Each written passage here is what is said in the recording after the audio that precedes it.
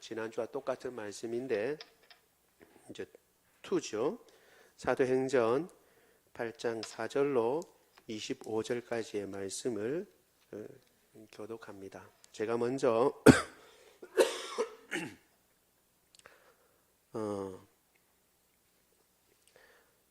신약 199쪽에 있습니다. 제가 먼저 4절을 읽습니다. 그 흩어진 사람들이 두루 다니며 복음의 말씀을 전할세.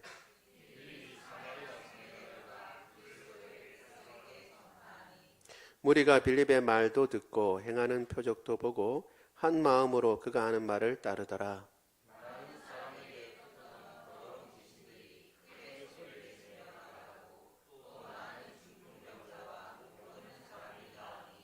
그 성에 큰 기쁨이 있더라.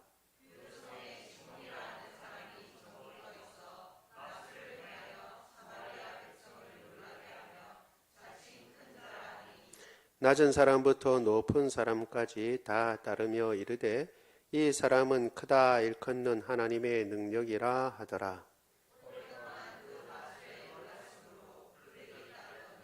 빌립이 하나님 나라와 및 예수 그리스도의 이름에 관하여 전도함을 그들이 믿고 남녀가 다 세례를 받으니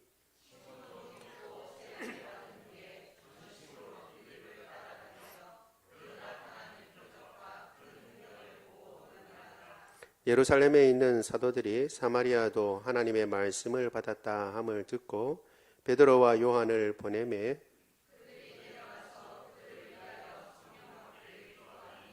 이는 아직 한 사람에게도 성령 내리신 일이 없고 오직 주 예수의 이름으로 세례만 받을 뿐이더라.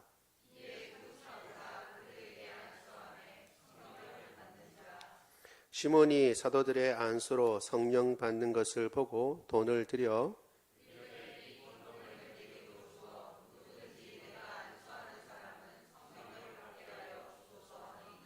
베드로가 이르되 내가 하나님의 선물을 돈 주고 살 줄로 생각하였으니 내 은과 네가 함께 망할지어다.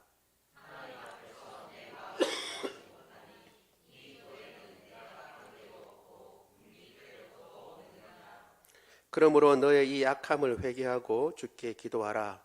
혹 마음에 품은 것을 사하여 주시리라.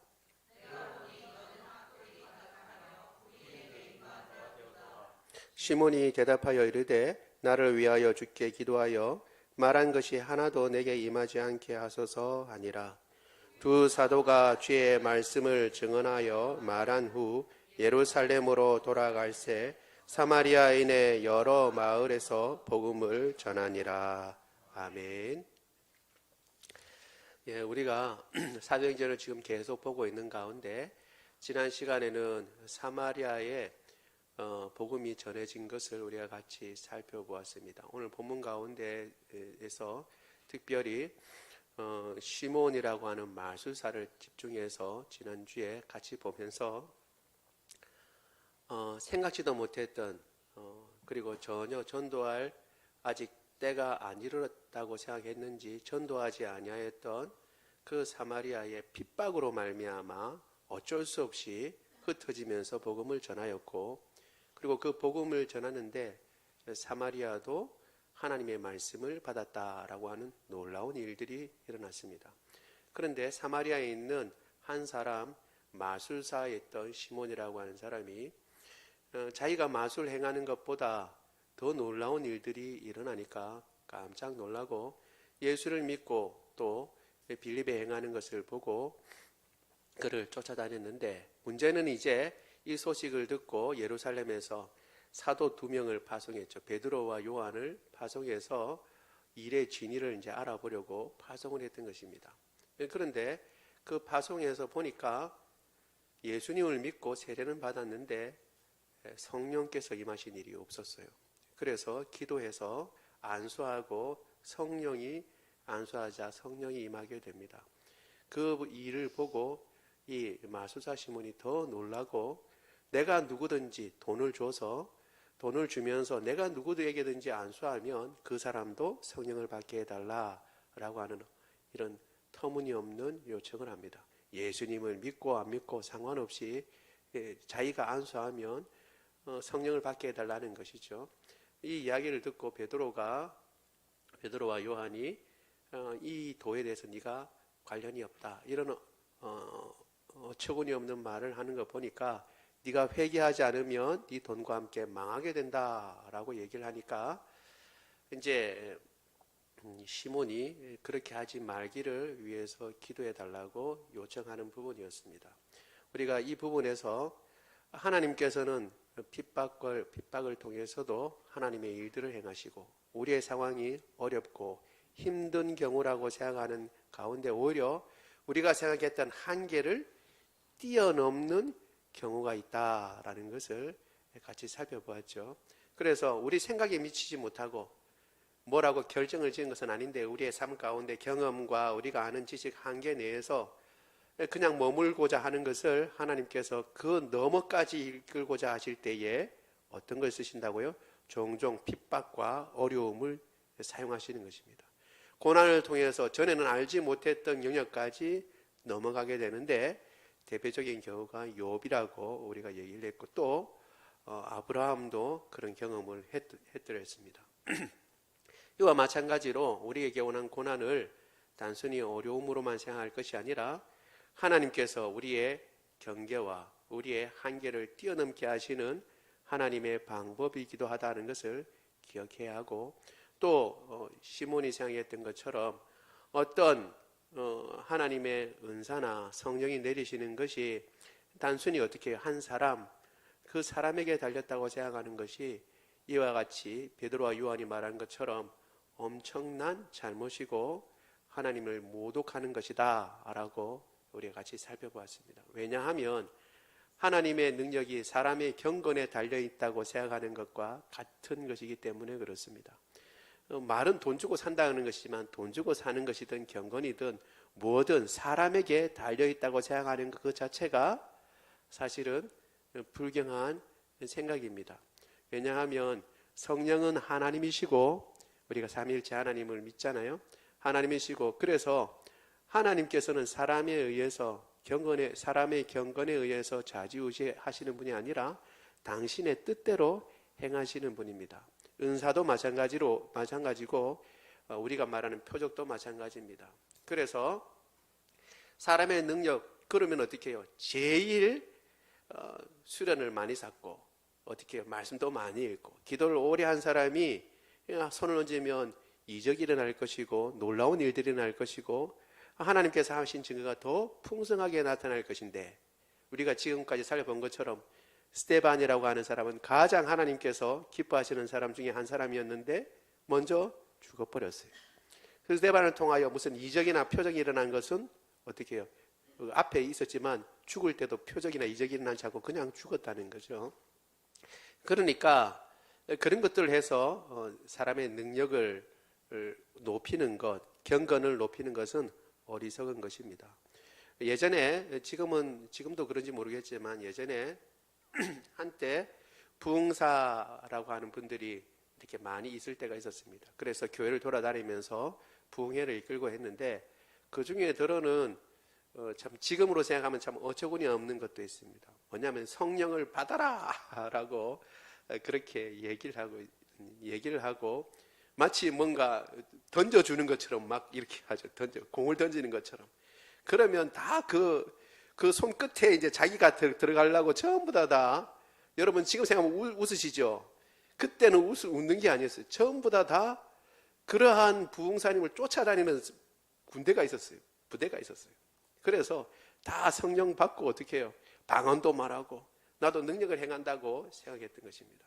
그러나 다시 말씀드리지만 그런 은사는 하나님께서 기뻐하시는 대로, 그리고 교회를 세우실 요량으로 자신의 경건을 드러내려고 하는 것이 아니라 목적은 교회를 세우실 요량으로 하나님이 원하시는 사람에게 주시는 것입니다.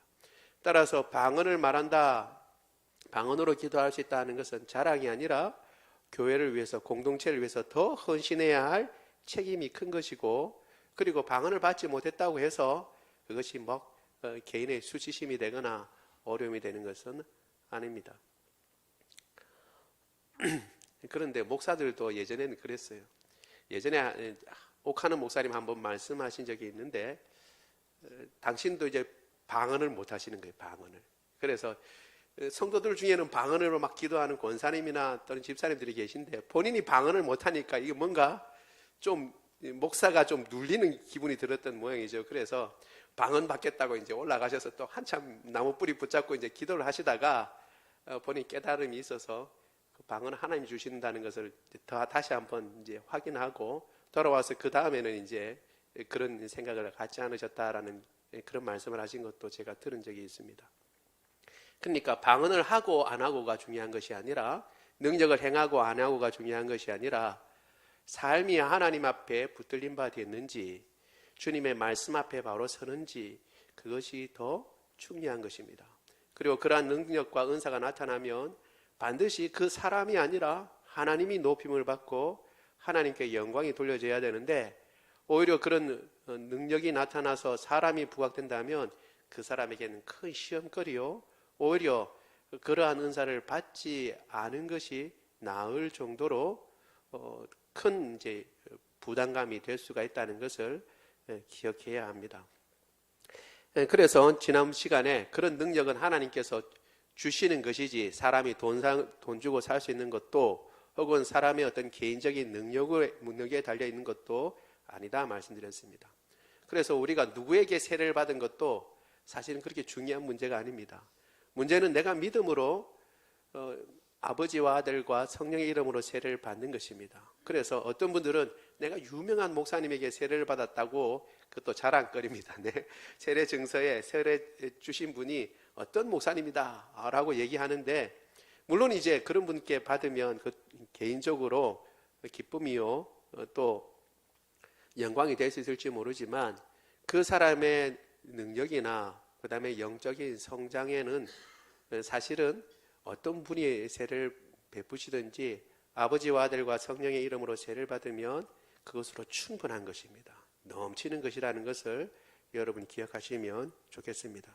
지난번에 그렇게 얘기하면서 남겨둔 부분이 있고 오늘 반드시 봐야 할 부분이 있다고 말씀드렸는데, 그것은 뭐냐 하면 우리가 아주 중요하게 생각해 우리 같이 볼 것이지만 여러분들의 의문을 가지고 생각을 해보시면 좋겠습니다.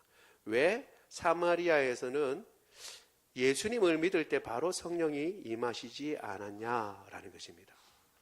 왜 바울과 이 베드로와 요한을 파견했냐라는 것입니다.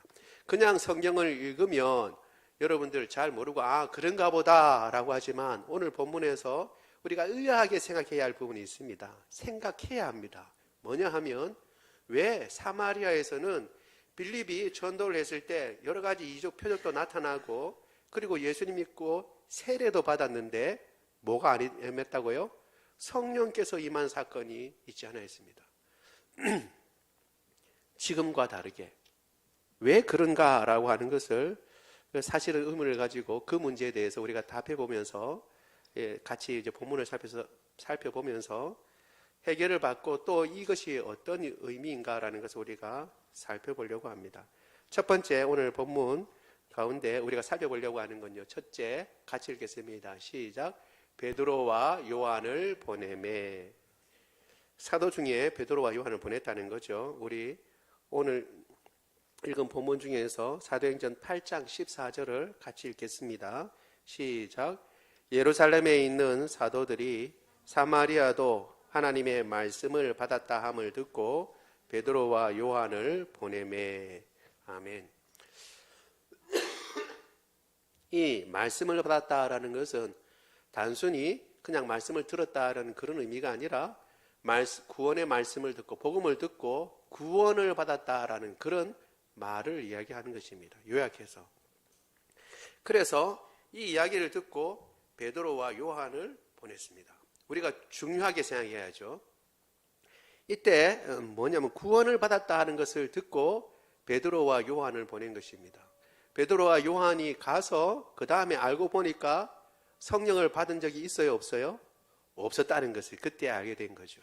그러니까 처음부터 성령은 빌립과 같은 그런, 우리 생각에 빌립과 같은 그런 전도자나 혹은 집사가 가서 될 일이 아니고, 이 사도쯤 되는 베드로와 요한이 가서 기도해 줘야 성령이 내린다라고 오해할 수가 있어요. 잘못. 그냥 읽으면. 그런데 그게 아니라 이야기한 대로 우리가 지금 9절에서 본 대로 구원을 받았다라고 하는 것을 먼저 듣고 베드로와 요한을 보냈어요. 그러면 왜 베드로와 요한을 보냈는가? 다시 말씀드리지만 빌립 가지고 안 되겠다. 베드로와 요한을 보내서 그리고 더 큰 일들을 해야겠다라는 그런 의도라기보다는 이것은 전에 말씀드린 것처럼 조사를 위해서 보낸 겁니다. 사실인가?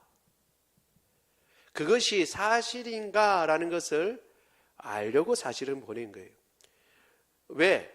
사마리아가 구원을 받았다라는 것이 중요한 문제이기 때문에 그렇습니다.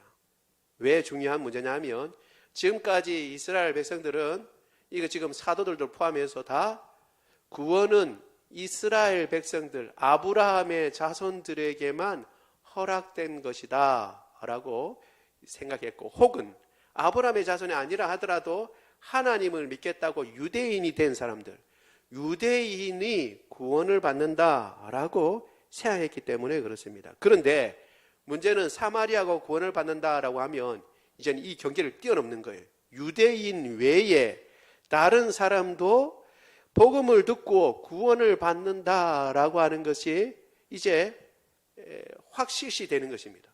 그런데 우리는 지금 너무 쉽게 우리도 지금 유대인이 아니면서도 예수님 믿고 구원받았으니까 누구나 다 예수님 믿으면 구원받는다라고 생각하지만 그 당시 사람은 그렇지 아니하였습니다. 그래서 이 경계를 뛰어넘는 것이 참으로 힘들었어요. 예수님께서 예루살렘과 온 유대와 사마리아와 땅끝까지 이르러 내 증인이 되리라 라고 말씀하셨지만 그 사람들은 지역만 생각했지 예루살렘과 온 유대와 사마리아와 땅끝까지 있는 유대인들이 구원을 받는다라고 생각했던 것입니다. 그냥 지역이 넓어진 것이지 어떻게 해요?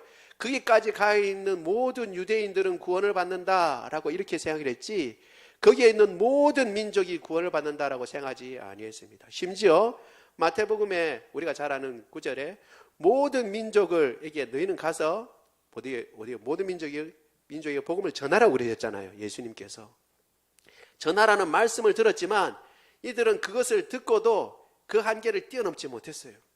그래서 모든 민족이라고 얘기했지만 언제나 어떻게 해요? 유대인이 앞서 있었던 것입니다. 그런데 이제 얼떨결에 말씀드린 것처럼 무슨 예수님께서 모든 민족에게 복음을 전하라고 하셨으니까 우리가 이제 예루살렘에서 어느 정도 예수님 믿은 사람들이 많으니까 더 이상 많은 사람들이 나오기는 곤란하고 더 이상 복음은 다 전파되었으니까 이제 다른 것도 전파하자 하고 계획을 세워서 복음을 전한 게 아니었어요. 다시 말씀드리지만 그러니까 얼떨결에 핍박 가운데 흩어지면서 사마리아의 복음을 전했는데 어떻게 해요? 그들이 믿은 거예요. 예수님 믿고 구원받은 거예요. 그러니까 깜짝 놀란 거죠. 그래서 이게 사실인가 라고 확인을 할 필요가 있었습니다. 그래서 베드로와 요한이 확인차 간 것입니다. 왜 특별히 이들은 다른 민족도 아니고 이방인도 아니고 이 사마리아인조차도 구원을 받지 못한다고 생각했을까요? 우리 생각할 때 사마리아인들은 그 당시 혼혈인이었어요. 혼혈인. 지금으로 치면 유대인들과 이방 민족이 같이 혼혈로 있었습니다. 왜 사마리아가 혼혈이 됐는가? 그것은 남쪽과 북쪽 이스라엘이 분리되어 있을 때, 가만되어 있을 때, 분리되어 있을 때 북쪽 이스라엘이 아수르라고 하는 나라에 의해서 망하게 됐어요. 그런데 아수르라고 하는 제국의 정책이 어떤 정책이었냐면 정복한 민족이 있으면 그 민족을 다른 지역으로 옮겨버리는 거예요. 다른 지역으로. 왜? 그 민족 그대로 놔두면 나중에 어떻게 다시 조금 살만하면 혹은 아수르가 힘이 없어지면 반란이 일어난다는 거예요. 반란이. 그러니까 아예 딴 데 옮겨버리면 그러면 새로운 곳에 정착하기도 바쁘고 그리고 또 그곳에 있는 사람들과 씨름하느라고 어떻게 해요? 힘을 제대로 쓰지 못하죠. 그러니까 그렇게 그런 정책을 가지고 아주 강력한 정책을 하겠습니다. 그러니까 반발도 아주 심했는데 강력한 힘으로 그렇게 했어요. 그러니까 북쪽 이스라엘이 망하고 난 뒤에 그 사람들을 잡아다가 아수르 지역에 흩어버렸고 또 남아있는 암만 잡아간다 하더라도 남아있는 사람들이 있잖아요. 남아있는 사람들이 있는데 다른 지역에서의 사람들을 잡아다가 사마리아에다가 놓아버린 겁니다. 그러니까 여러 민족이 갑자기 같이 어울려 있으며 사마리아 땅이 혼혈이 된 것입니다. 열왕기하 17장 24절 같이 한번 읽어보겠습니다. 시작. 아수르 왕이 바벨론과 구다와 아와와 하맛과 스발와임에서 사람을 옮겨다가 이스라엘 자손을 대신하여 사마리아 여러 성읍에 두매 그들이 사마리아를 차지하고 그 여러 성읍에 거주하니라. 아멘. 이제 이 성경의 말씀을 이해하시겠죠? 그렇게 해서 혼혈이 됐습니다. 그러면 우리 생각에 그래도 어떻게 해요? 영 이방인은 아니고 그래도 유대인의 피가 섞여 있잖아요. 그러니까 뭔가 가깝고 그래도 좀 구원을 받는다 하더라도 복음이 전해지면 사마리아는 구원받을 수 있지라는 생각이 있어야 할 것 같은데 그건 우리 생각입니다. 혼혈이니까 괜찮다라고 하는 생각은 우리 생각인데 단순히 사마리아인 했을 때 지역을 의미하는 것도 아니고 이와 같은 혼혈이라는 생각을 우리가 가지고 있을 뿐만 아니라 이스라엘에게는 혼혈이라고 할 때는 우리가 생각하는 그런 정도의 생각을 뛰어넘습니다. 왜냐하면 그들이 처음 가나안 땅에 들어갈 때부터 하나님께서 말씀하신 게 있어요. 우리 출애굽기 34장 15절 16절 같이 읽겠습니다. 시작. 너는 삼가 그 땅의 주민과 언약을 세우지 말지니 이는 그들이 모든 신을 음란하게 섬기며 그들의 신들에게 제물을 드리고 너를 청하면 내가 그 제물을 먹을까 함이며 또 내가 그들의 딸들을 내 아들들의 아내로 삼음으로 그들의 딸들이 그들의 신들을 음란하게 섬기며 내 아들에게 그들의 신들을 음란하게 섬기게 할까 함이니라. 아멘. 그러니까 뭐예요? 처음부터 하나님께서 가나안 땅 들어가서 어떻게 해요? 주변 나라들을 다 없애하고 같이 통혼하고 지내지 마라라는 겁니다. 왜냐하면 그렇게 하면서 종교가 혼합되고 하나님만 섬겨야 되는데 이방 신들을 섬기게 된다라는 것을 꺼리신 것입니다. 그러니까 단순히 이스라엘에게는 어떻게 해요? 그냥 이방 민족과 결혼해서 그냥 피가 잠깐 섞였을 뿐이지 우리 식구다라는 게 아니라 이건 이방 사람들과 결혼한다는 것은 뭘 얘기해요? 하나님을 믿는 신앙이 하나님께 드려야 할 신앙이 그리고 유대인의 정체성이 흐려진다는 것을 이야기하는 것입니다. 하나님의 백성으로서 제대로 서지 못한다라는 것을 주님께서 처음부터 얘기하셨기 때문에 단순히 어떻게 해요? 주변에 있는 나라들과 같이 그냥 피가 섞였을 뿐이고 같은 사람이다 이런 정도가 아니라 우리의 신앙이 위태롭게 되고 하나님의 백성으로 서지 못하게 된다라는 것이 이 사마리아인들을 보는 눈이었던 것입니다. 그리고 실제로 그러한 일들이 일어나기도 했어요. 우리 에스라 9장 1절 2절도 같이 한번 읽어보겠습니다. 에스라 9장 1절 2절 시작. 이 일 후에 방백들이 내게 나와 이르되 이스라엘 백성과 제사장들과 레위 사람들이 가나안 사람들과 헷 사람들과 브리스 사람들과 여부스 사람들과 암몬 사람들과 모압 사람들과 애굽 사람들과 아모리 사람들의 가증한 일을 행하여 그들의 딸을 맞이하여 아내와 며느리로 삼아 거룩한 자손이 그 지방 사람들로 서로 섞이는데 방백들과 고관이 이 죄에 더욱 으뜸이 되었다 하는지라. 아멘. 이스라엘이 포로로 남쪽 유다도 북쪽 이스라엘을 망했다 그랬죠. 두 나라가 갈려졌을 때 북쪽 이스라엘이 망하고 이제 사마리아가 혼혈이 됐어요. 그리고 남쪽 유다도 결국은 망하고 갔다가 포로로 끌려갔다가 다시 그러니까 일부 사람들이 지금 돌아오고 있는 중인데 그런 가운데 이제 돌아와서 있는 사람 중에 에스라가 이제 쓴 글에 보면 그 지방에 있던 사람들 그러니까 다른 민족들하고 결혼하지 말라고 했는데 결혼했다는 거예요. 그리고 이 일에 누가 앞장섰다고요?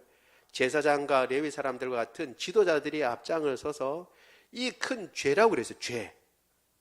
죄에 앞장섰다. 그래서 어떻게 해요? 유대인들이 자기 고유의 하나님의 백성된 정체성을 잃어버리고 오히려 히브리 말은 못하고 다른 나라 말을 한다는 거예요. 엄마가 다른 나라 사람이니까. 그러니까 그것을 가지고 분개하고 일어나서 정화하는 작업을 합니다. 에스라가. 에스라에 보면 정화하는 작업을 합니다. 그러니까 어떻게 해요? 지금 하나님 말씀을 거역했다가 포로로 끌려갔다가 다시 돌아왔는데도 이방 사람들과 결혼해서 지금 하나님 앞에 벌을 자초하고 있다라고 생각하고 그것을 이제 빨리 정화시키려고 그렇게 이미 결혼한 사람들도 내쫓으라고 그랬어요. 아내와 그 자녀를 내쫓으라고 그랬어요. 그럴 정도로 어떻게 해요? 이 사람들은 경기입니다. 경기. 지금 이스라엘 사람들은 뭐라고요? 이방 민족과 같이 있는 것. 그래서 같이 어울려 사는 것이 어떻게 해요? 자신의 하나님의 백성된 모습을 회파하는 것입니다. 그러니까 가나안 사람, 사마리아 사람들을 볼 때마다 그 생각이 드러나게 되고 자꾸 되뇌이게 되고 더 경멸하게 되는 것이죠. 그래서 심지어는 그들은 사마리아를 개라고 했으며 실제로 북쪽에 있는 나중에 북쪽에 있는 갈릴리 사람들도 어떻게 해요? 사마리아가 가운데 있겠거든요. 북쪽은 갈릴리고 가운데가 사마리아고 남쪽이 유대 지역이다. 유대 지역. 유대 지역에 예루살렘이 있습니다. 그래서 예수님 시대에 갈릴리 사람들이 예루살렘에 오려고 그럴 때는 바로 내려오면 사마리아를 통과하면 되는데 그렇게 하지 않았어요. 유대인들은 어떻게 했냐 그러면 사마리아를 통과하면 자신이 불결해진다고 생각하고 오히려 요단강을 건너서 동쪽으로 가서 동쪽에서 다시 이쪽으로 와서 다시 그러니까 강을 한 번 건너고 두 번 건너서 안 통과하겠다는 거예요. 사마리아 저 부정을 타니까 그렇게 해서 올 정도로 사마리아를 싫어했던 것입니다. 개라고 할 정도였습니다. 그러니까 예수님께서 사마리아 여인을 만났을 때 사마리아 여인이 이렇게 얘기하죠. 요한복음 4장 7절 요한복음 4장 7절 4장 9절입니다. 같이 읽겠습니다. 시작. 사마리아 여자가 이르되 당신은 유대인으로서 어찌하여 사마리아 여자인 나에게 물을 달라 하니까 하니 이는 유대인이 사마리아인과 상종하지 아니함이로라. 유대인들은 사마리아인과 상종도 하지 않았어요. 그런데 유대인은 예수님이 사마리아인인 여자에게 더군다나 물을 달라고 하니까 깜짝 놀랐던 것이죠. 그러니까 이런 사마리아인이 예수님을 믿고 그리고 그 복음을 받아들이고 구원을 받는다는 것은 놀라운 일입니다. 왜냐하면 사마리아인들도 자기가 미움을 받는다는 걸 알았어요. 실제로 유대인들이 다시 포로로 귀환했을 때 성전을 짓는다라고 하고 부흥운동이 일어났을 때 사마리아인들이 우리도 끼워달라고 했습니다. 역사를 보면 우리도 같이 돕자라고 했는데 유대인들이 너희는 우리와 상관이 없다고 그들을 배척했어요. 그리고 성전이거나 하나님을 경외하는 일에 다 연료를 뒀습니다. 아예 다른 민족처럼 되었어요. 그래서 사마리아인들이 그럼 알았다. 그럼 우리도 우리 성전을 짓겠다고 해서 사마리아인도 성전을 지었어요. 그리고 사마리아인도 율법서를 지었어요. 사마리아 성경이 있어요. 그래서 정말 이제 구약을 열심히 연구하는 사람들은 사마리아 성경도 같이 대조를 해서 봅니다. 이 뜻이 뭔가, 이들이 어떻게 해석을 했는가 이렇게 보기 위해서. 왜? 그들도 오래전에 기록을 했기 때문에. 그래서 성전을 짓는데 그리심산에다가 성전을 지었어. 그래서 우리는 이 산에서 경배를 하라고 하고 당신들은 예루살렘에서 경배를 하려고 그러는데 어디서 경배해야 됩니까? 라고 사마리아 여인이 예수님께 묻죠. 예수님께서 이것도 저것도 말고 경배하는 자는 어떻게 해요? 신령과 진정으로 예배할 때가 오나니 곧 이때라 라고 말씀하시죠. 그때 이 산이라고 할 때 그 산이 그리심산입니다. 그때 그리심산에 성전을 지어놨는데 그것을 지금 우리 중간기 신약과 구약의 이 중간기 때 마카비 혁명이라는 것이 일어났을 때 마카비 사람들이 그 그리심산에 있는 성전을 다 회파시켜 버렸어요. 이건 참된 성전이 아니다. 성전이 왜 예루살렘에 있는 성전만이 진짜 성전이다 하고 다 없애버리고 말았던 것입니다. 아무튼 그러니까 어떻게 사마리아 사람들이 유대인들이 자기를 미워하는데 사마리아도 좋아할 리가 있겠어요? 없죠. 없어요. 그래서 사실은 예수님이 예루살렘에 내려간다는 말을 듣고 사마리아를 통과하실 때도 예루살렘에 간다는 얘기를 듣고 오히려 예수님을 거부합니다. 사마리아인도 유대인들을 거부하고 서로 안 좋아했던 거예요. 그런데 그 사마리아인들이 유대인들이 전한 혹은 유대인인 예수님에 관한 복음을 듣고 구원을 받는다는 것은 놀라운 일이었던 것입니다. 정말 그런 일이 일어났는가? 그것을 알 필요가 있는 것이죠. 그래서 베드로와 요한을 보냈던 것입니다. 새로운 지경이 넓어지려고 하는 그런 차원인 것입니다. 여러분, 이같이 다시 말씀드리지만 사람의 어떤 고집이나 생각의 한계를 뛰어넘는 것이 참 어렵습니다. 쉽지 않습니다. 그런데 하나님께서는 그것을 뛰어넘게 하십니다. 놀랍게도 유대인들만 구원받는다라고 하는 그들의 생각을 뛰어넘어서 사마리아인들도 예수님 믿고 구원받고, 그리고 이방인인 누구라도 예수님 믿으면 구원을 주시는 놀라운 일들이 지금 우리에게 펼쳐진 것입니다. 우리가 그 복음을 듣고 구원을 받았고 이 놀라운 은혜로 구원을 받았으니까 우리 구원을 가볍게 여기지 말고, 이 유대인들이 보면 놀라운 것이에요. 그 당시 사람들을 보면 생각지도 못하고 상상치도 못했던 일들이 일어나게 된 것입니다. 이와 같이 큰 구원을 받았으니 이 구원을 진짜 소중히 여기고 하나님께 감사하며 하나님을 경배하는데, 예배드리며 하나님을 사랑하는데 늘 힘쓰는 저와 여러분 되기를 원합니다. 그 다음에는 우리가 이제 두 번째 중요한 것을 보도록 하겠습니다. 두 번째 같이 읽겠습니다. 시작. 성령 받기를 기도하니. 이제 오늘 가장 중요한 부분을 우리 보는 것입니다. 8장 15절 17절 같이 읽겠습니다. 시작. 그들이 내려가서 그들을 위하여 성령 받기를 기도하니 이는 아직 한 사람에게도 성령 내리신 일이 없고 오직 주 예수의 이름으로 세례만 받을 뿐이더라. 이에 두 사도가 그들에게 안수하여 성령을 받는지라. 아멘. 이게 이제 중요한 문제죠. 어떻게 해서 이 일들이 일어났는가? 처음에 말씀드린 것처럼 누구든지 예수님 믿으면 성령께도 같이 임하시는 게 아닌가? 그런데 어떻게 예수님만 믿고 성령이 임하지 않는 사건이 있는가라는 것이죠.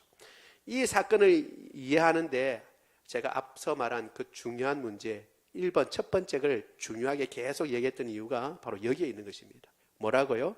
한계를 뛰어넘기가 쉽지 않다는 거예요. 쉽지 않다. 그래서 어떻게 해요? 보통 사람들은 이 글만 보면 이렇게 생각하기 쉽습니다. 구원도 받지만 성령이 어떻게 해요? 임하시지 않는 때도 있구나. 혹은 예수님 믿고 구원받는 성령이 따로 있고 우리가 흔히 말하는 성령 충만할 때에 그런 것이 따로 있구나 라고 생각하는 사람들이 생겨나게 된 겁니다. 왜? 구원받는 그런 것도 있고 또 어떻게 해요? 뒤에 기도하니까 성령 받는 그런 것도 있구나 하고 구원과 성령 받는 것을 어떻게 해요? 구분지어서 따로 일어나는 현상처럼 생각합니다. 그래서 어떻게 해요? 성령 체험이라든지 성령 세례라든지 그렇게 얘기를 하고, 야, 예수님 믿는 것만으로 구원받는 것으로 충분한 게 아니라 능력을 입어서 큰 일을 맡은 일들을 하려면 뭐 해야 된다? 성령 체험을 하거나 또는 성령 세례를 받아야 된다 라고 주장하는 것입니다. 여러분들, 우리가 지금 우리 관동 오산나 교회에 와서 이렇게 예수를 믿은 분들은 이게 무슨 말인가 생각할지 모르지만 제가 경험한 신앙생활의 옳은 부분에서 앞부분에서 이런 이야기가 많이 일어났어요. 그래서 어떻게 해요?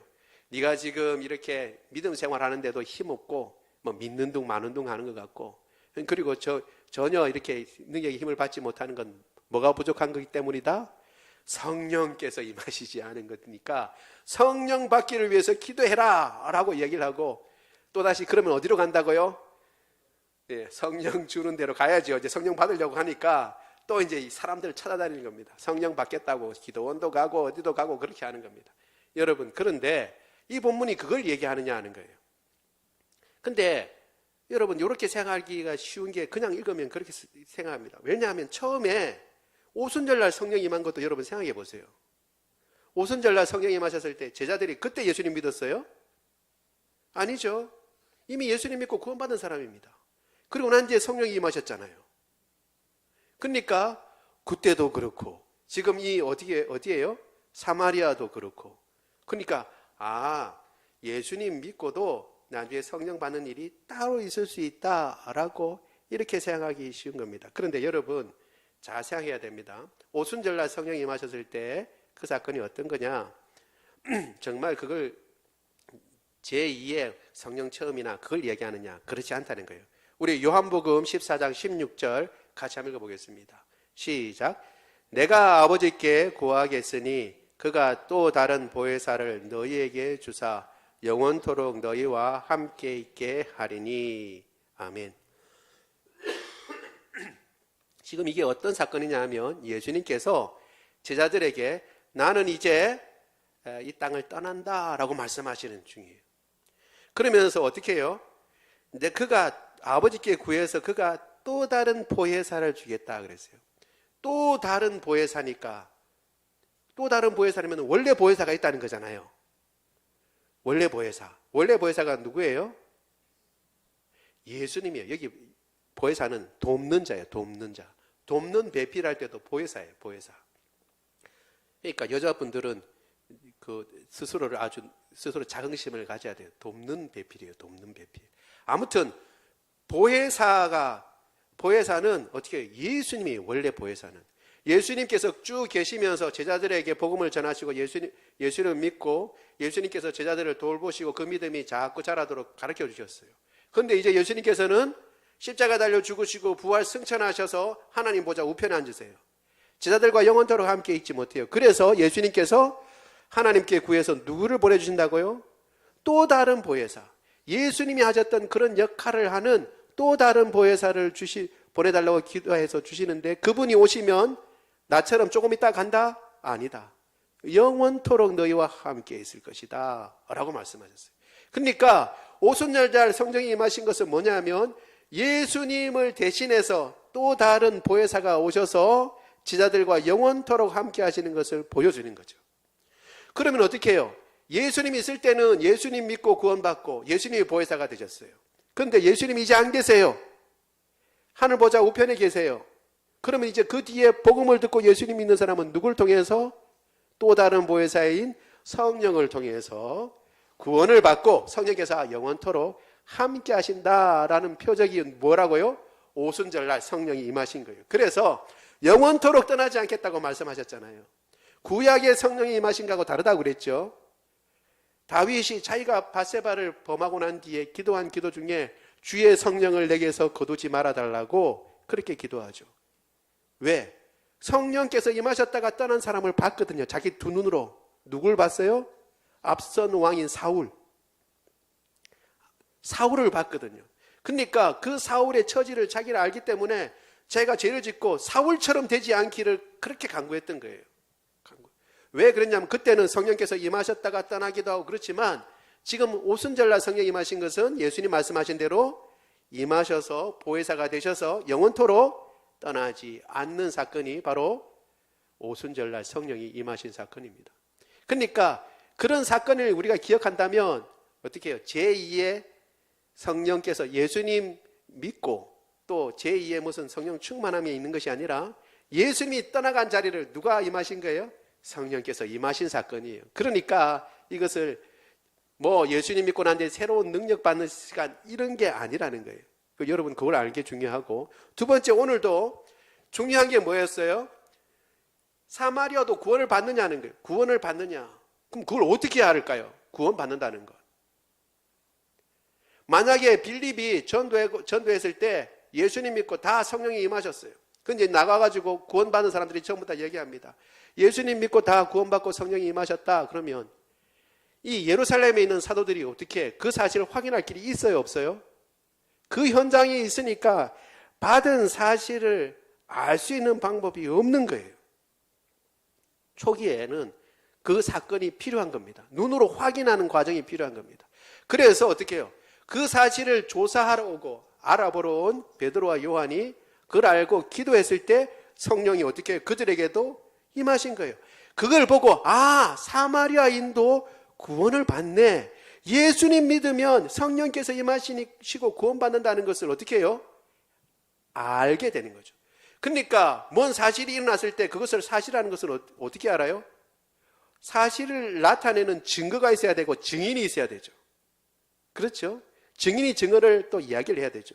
여기서 증인이 누구예요? 베드로와 요한이 증인이 된 겁니다. 베드로와 요한 두 사람이 증인이 되면 이스라엘은 어떻게 해요? 두세 사람이 증언하면 그 증언은 확실한 것이죠. 그러니까 베드로와 요한은 사도가 되어서 예루살렘에 있는, 그리고 또 유대인들만 구원 얻는 것이 아니라 사마리아인도 예수님 믿고 그렇게 복음을 듣고 예수님을 믿으니까 구원이 임하고 성령께서 임하시더라 라고 하는 것을 눈으로 보여주신 사건입니다. 그래서 어떻게 해요? 요거는 특이한 사건이에요. 처음에 그걸 확인해 줘야 되니까. 그 다음에는 확인할 필요가 있어요, 없어요?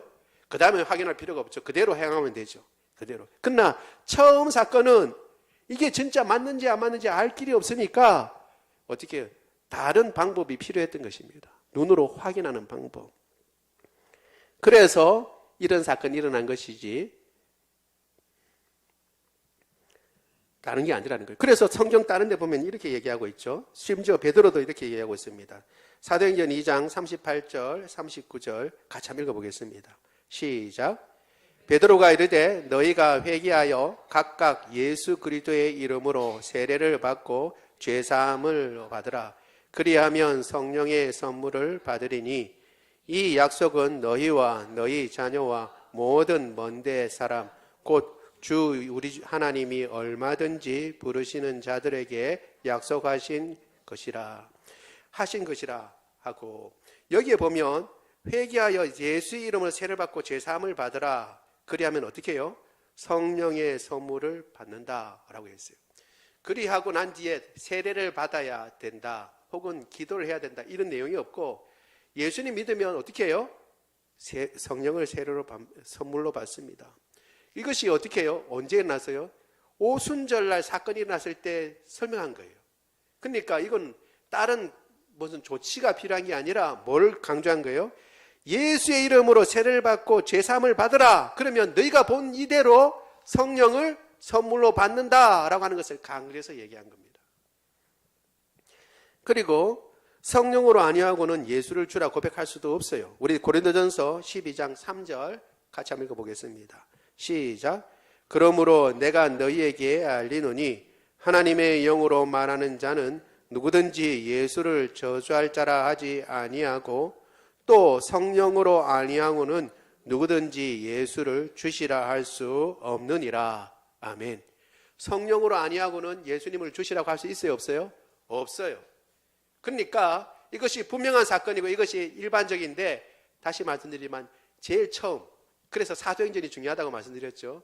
교회가 처음 나가기 시작하니까 뭔가 새로운 것들을 보여줘야 되는데 그 의미를 알려주고 보여줘야 돼요. 받아들이기가 쉽지 않아요, 바로. 그래서 어떻게 해요? 일반적인 것과 다른 형식이 나타날 필요가 있었어요. 어떻게? 예수님 믿었는데 성령이 임한 것을 눈으로 보이지 않았어요. 그리고 그것을 베드로와 요한이 가서 기도하고 안수를 주니까 성령이 임하시는 것을 보고 증인이 된 겁니다. 증인이. 사마리아인도 예수님 믿고 회개하면 구원을 주시는구나. 증거와 증인이 필요했던 것입니다. 증거는 기도했더니 성령께서 임하신 것이고, 증인은 대표적인 사도인 베드로와 요한입니다. 더군다나 요한이 그렇게 될 수 있는 이유가 있었어요. 우리 누가복음 9장 54절 같이 읽어보겠습니다. 누가복음 9장 54절 시작. 제자 야고보와 요한이 이를 보고 이르되 주여 우리가 불을 명하여 하늘로부터 내려 저들을 멸하라 하기를 원하시나이까. 아멘. 야고보와 요한이 어떻게 해요? 주님, 저 마을 그냥 우리가 그냥 명해서 불 내려버려가지고 그냥 태워버릴까요? 그래서 보아느게라고 하는 그런 별명을 얻었죠. 이게 뭐냐 하면 사마리아 지역을 통과하는데 아까 말씀드린 대로 통과해서 예루살렘 가려고 하는데 그 사실을 알고 예수님 오기를 거부했던 겁니다. 사마리아 한 마을이. 그러니까 분노가 올라가가지고 사랑의 사도 요한이 이런 사람이었어요. 그냥 막 하늘에서 불 내려가지고 그냥 태워버리겠다고 그렇게 분기탱천한 사람이었습니다. 그러니까 요한이 가서 사마리아를 보고 하나님께서 사마리아에도 복음을 듣게 하시고 성령이 임한 것을 내가 봤다 그러면 다른 어떤 사람들보다 더 그 말의 신빙성이 더 확증되는 겁니다. 그래서 이 사실을 통해서 사마리아인도 예수 믿으면 구원받고 성령을 받는다라고 하는 것이 더 확실하게 확정이 된 것입니다. 여러분, 누구든지 예수님을 믿는 사람은 이미 그 마음 가운데 성령이 있습니다. 글쎄요, 목사님이 암만 그렇게 말씀하셔도 저는 있는지 없는지 모르겠습니다. 그게 아니라 여러분이 그렇게 생각하든 말든 상관없이 누구든지 예수님을 주시라고 고백하고 예수님을 믿는 사람에게는 성령이 이미 그 마음 가운데 계신 줄 믿습니다. 이미 성령의 사람이에요. 이미 성령의 사람이에요. 내가 보기에는 힘이 없고 늘 자빠지고 넘어지고 그리고 이리 부딪히고 저리 부딪히는 것 같지만 이미 성령의 사람이라고요. 예수님 믿는 것, 그것 자체가 놀라운 기적입니다. 다른 어떤 기적보다 가장 놀라운 기적은 죄인이 회개하고 예수님을 믿고 구원받는 거예요. 그보다 더 큰 능력과 그보다 더 큰 이적과 기적은 없어요, 사실. 그러니까 예수님 믿는 사람은 이미 성령께서 역사하시는 사람입니다. 그러면 어떻게 해요? 그 성령 우리에게 떠나지 않습니다. 그 성령 우리와 함께 하시고 늘 지키시고 보호하십니다. 성령 예수님께서 제자들과 함께 하셨던 것처럼 그렇게 함께 하시고 우리를 가르치시고 우리를 보호하시고 우리를 인도하십니다. 그러니까 염려하고 걱정하지 말고 담대히 믿음으로 나가는 저와 여러분 되기를 원합니다.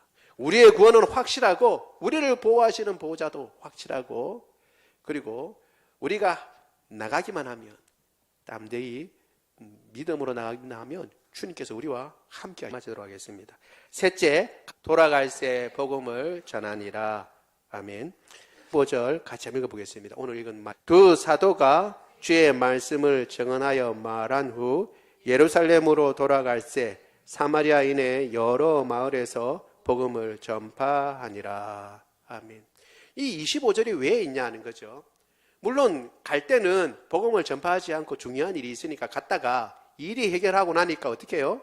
이제 여유가 있으니까 돌아올 때는 급한 일이 없잖아요. 그렇죠? 그러니까 주변에 여러 고을에도 복음을 전했다라고 말할 수 있는데 여러분 이게 좀 다릅니다. 갈 때는 어떻게 해요?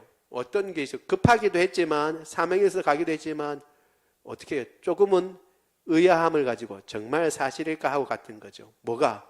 사마리아인에게도 복음이 임하고 구원이 임할까라는 것을 갖고 갔어요. 근데 이제 그 문제가 해결됐어요? 안 해결됐어요? 해결됐어요. 그러니까 돌아오는 길이 어떻게 해요? 돌아오는 길도 예전 같으면 그냥 올 수 있지만 그냥 오지 않고 사마리아인도 구원을 받는구나 라는 것을 아니까 어떻게 해요? 가는 거울마다 복음을 전하는 거예요. 복음을 전해요. 전에는 거리낌 있고 혹시 이런 생각이 있고 그랬지만 이게 다 걷어졌어요. 누구나 다 예수님 믿고 복음을 듣고 예수님 믿으면 구원받는구나 라는 것을 확실하게 되니까 사마리아인들도 다 구원받는다는 것을 확신하게 되니까 어떻게 해요? 내려가면서 그냥 내려갈 수 없는 거예요. 다다르는 고을마다 복음을 전합니다. 이 족에 혹시 예수님 믿는 사람이 또 있을지 모른다. 저 고을 중에 혹시 예수님 믿는 사람이 또 있을지 모른다. 그러니까 가는 곳마다 복음을 전하고 예루살렘에 돌아가게 된 것입니다. 전도하는데 거리낌이 없게 된 거예요. 전도하는데 거리낌이 없게 됐다는 것을 이야기합니다. 여러분 지금이야말로 우리가 전도하는데 거리낌이 없는 줄 믿습니다. 지금은 전도하는데 거리낌이 없어요. 하나님이 제안해 놓은 사람은 없어요. 우리 스스로가 제안해 놓은 사람이 있지. 우리 스스로가 제안하는 사람이 있지만 하나님은 제안해 놓은 사람이 없습니다. 그러니까 우리가 기회 있는 대로 복음을 전해야 되고 기회 있는 대로 만나는 사람들마다 주님 은혜 주실 때마다 복음을 전하고 그 사람도 예수님 믿을 수 있도록 해야 합니다. 왜냐하면 예수님을 믿지 않고서는 구원은 다른 길이 없기 때문입니다. 예수님만이 우리의 모든 죄를 위하여 십자가에 달려 죽으시고 부활하셨으며 우리 죄를 용서하셨고, 그리고 그 사실을 믿고 예수님을 받아들인 사람에게는 구원을 베푸시는 것입니다. 우리가 이 사실을 굳게 믿고 나 같은 사람도 구원받았다는 사실을 깨닫고 감사한다면 더욱 우리 주변에 아직도 예수를 믿지 못하는 사람들, 이제는 어떻게 제한이 없어요. 제한이 없다는 사실을 기억하고 기회 있는 대로 복음을 전하고, 그리고 주의 말씀에 순종하는 저와 여러분 되기를 원합니다. 우리 말씀을 생각하며 같이 기도하도록 하겠습니다. 기도할 때요, 주님, 우리의 한계가 있는 것 다시 한번 기억합니다. 우리의 경험을 뛰어넘는 한계, 내 스스로 한계를 정하지 아니하고 주의 말씀이 가라는 곳까지 가고 주님의 말씀이 멈추는 데까지 멈추는 그런 사람이 되게 하여 주옵소서. 주님, 성경의 기록을 우리가 앞뒤를 잘 살피고 하나님 아버지 그 맥락도 살펴서 하나님 아버지 이해할 수 있도록 주님 도와주옵소서. 주의 성령께서 임하실 때에 그 처음의 사건들에 여러 가지 당황스러웠을 초대교회의 여러 가지 해결하는 방법을 보면서 우리가 우리의 문제들 앞에서 문제를 해결하는 지혜를 얻게 하여 주옵소서. 성령께서 임하시지 않고서는 예수를 주라 할 수 없습니다. 주님께서 그것을 분명하게 보여주심으로 사마리아인도 구원받는다는 것을 알려주셨습니다. 주님, 그래서 우리도 구원을 받았고 또 우리 주변에 어떤 사람이라도 예수님 믿으면 구원을 받습니다. 우리 사실을 기억하고 주변에 아직도 예수를 믿지 않는 우리 형제자매들 주님께서 불쌍히 여겨주시고 우리 친척들과 이웃들 주님께서 불쌍히 여겨주시며 우리가 기회 있는 대로 주의 복음을 전하게 하여 주옵소서. 우리 같이 한 목소리로 기도하겠습니다. 사랑이 많으신 하나님, 주의 은혜를 인하여 감사합니다.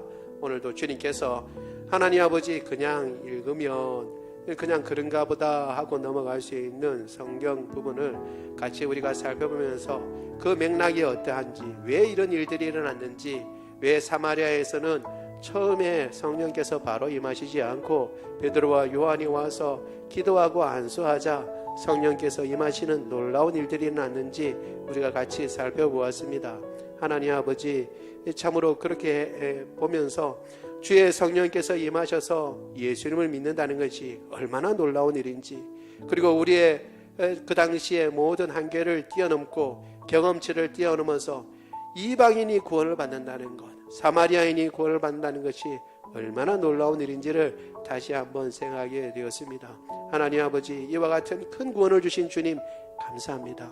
우리의 구원이 이와 같이 놀라운 구원이요, 그 당시 사람들로서는 생각하지도 못했던 그러한 일들인데 이 큰 구원을 받고도 우리는 구원의 감격이 금방 식어버리고 이 구원이 하나님 아버지 참으로 그렇게 중요한 일로 여겨지지 않고 하나님 아버지 감사와 감격이 참으로 금방 식어버립니다.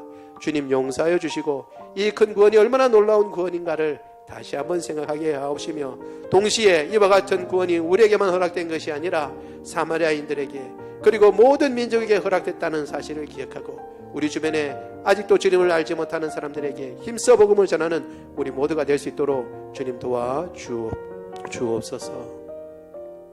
사랑이 많으신 하나님, 오늘도 우리 가운데 연약한 자들이 있습니까? 주님께서 고쳐주옵소서. 우리의 불면증 고쳐주시고 두통 고쳐주옵소서. 안면의 마비도 주님께서 고쳐주옵소서. 그 뿌리까지 주님께서 고쳐주시기를 원하옵나이다. 우리 몸속에 있는 모든 암세포 주님께서 도말하여 주옵소서. 또한 하나님 아버지 코로나 바이러스도 고쳐주옵소서. 비염도 고쳐주시고 안구건조증도 고쳐주시며 하나님 아버지 감기도 낫게 하여 주옵소서. 모든 디스크를 고쳐주시고 모든 호르몬들이 제 기능을 발휘하며 균형을 찾게 하여 주옵시고 맑은 정신을 허락하여 주옵소서. 근육을 붙잡아 주시며 뼈 마디마디마다 주님께서 붙잡아 주시고 세포들마다 새 힘과 새 능력 더하여 주셔서 건강하고 강건하여 주님께서 우리에게 맡기신 사명 잘 감당할 수 있도록 주님 도와주옵소서. 우리 주 예수 그리스도의 이름으로 기도드리옵나이다. 아멘. 우리 다 같이 일어나셔서 찬양합니다.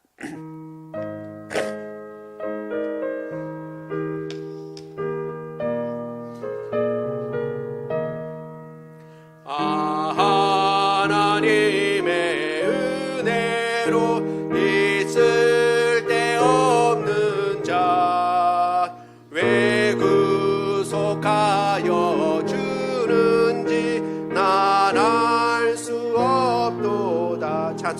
6장입니다. 믿고 또 의지함은 내 모든 형편하시는 주님 늘 보호해 주실 것을 나는 확실히 아네. 왜 내게 굳센 믿음과 또 복음 주셔서 내 마음이 항상 편한지 난 알 수 없도다.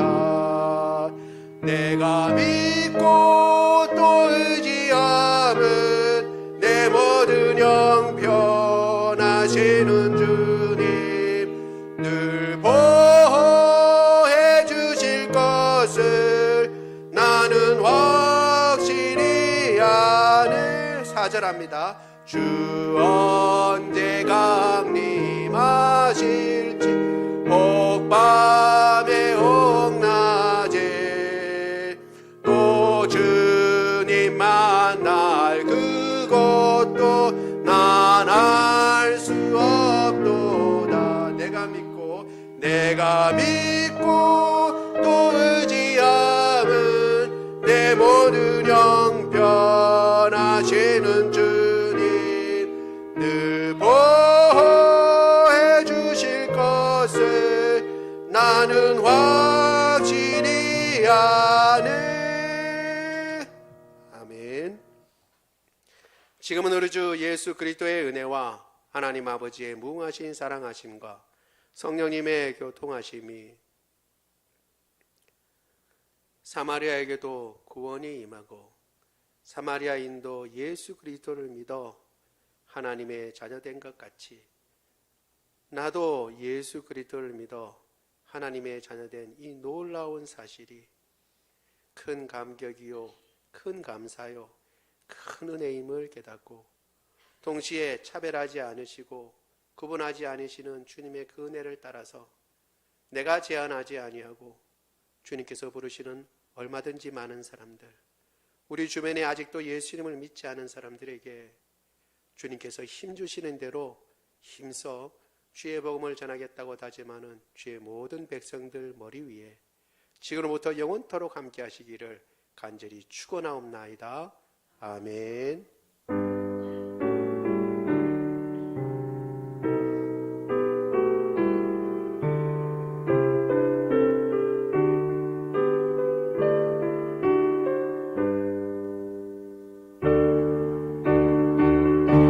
살아계신 주 나의 참된 소망 걱정 근심